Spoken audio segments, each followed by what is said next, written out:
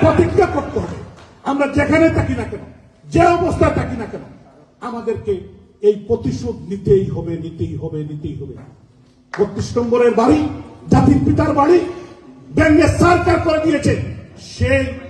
সেই আরো গুরুত্বপূর্ণ গণভবন যারা জাদুঘর বানিয়েছে, এই হাসনাত, সার্জিস, মাহফুজ, পাটওয়ারি সহ যাদেরকে সেদিন দেখেছি, যে গাছের নিচে দাঁড়িয়ে তারা সেদিন বলেছিল যে জুলাই তথাকথিত জুলাই সন্ত্রাসীরা এই গণভবনকে তারা জাদুঘর বানাবে, সেই গাছের দাম আমি দেখে রাখছি।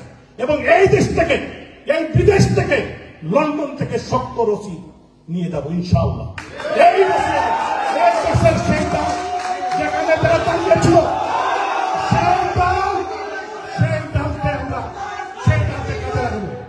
সেই ডালকে কাজে লাগাবো। আমরা ভুললে চলবে না, আমাদেরকে ঐক্যবদ্ধ থাকতে হবে।